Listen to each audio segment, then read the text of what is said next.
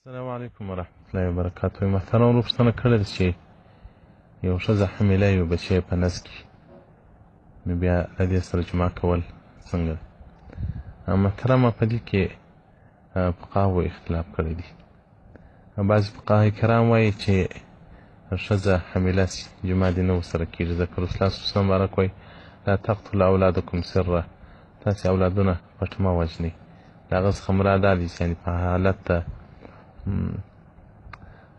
حمل کې تاسې جماع مه ورسره کوئ.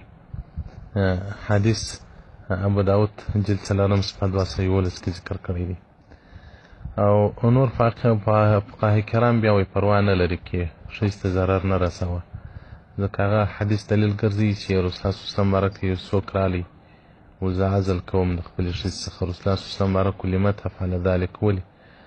سړي ورته وویل چې زه پر اولاد باندې ډېر شفقت کوم. بیا رسول الله صلی الله علیه وسلم ورته وویل که چیرې دغه جماع و اولاد ته تاوان رسولی، نو د پاریس و د روم اولادو ته بیا رسولی وی.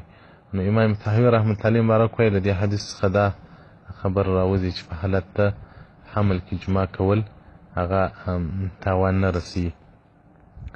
شرح د معنی الاثار جلد 3 صفحه 46 او 48 او دغه رنګه موسوعة الفقهیه جلد 44 صفحه 46 وقت الحمیلین او دغه رنګه فتاوی هندیه وایي جلد 5 وایي که یو د حجامه په باره کې چې د اشکر کښېني، وایي که یو ښځه حامله وله نو که اولاد ته تاوان رسوي یا دې ته، نو بیا دې د اشکر نه ورکښېني.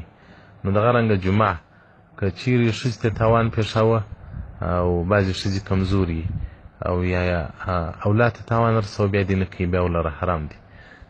او که هغه مشکل نه و ځینې، بیا چې یوه ګانټه تر اولاد تر پیدا کېدلو له مخه هم جماع ته روایت شته، جماع روا ده ورسره، خو شرط دا ډېر کې لحاظ دی چې تاوان به نه وي.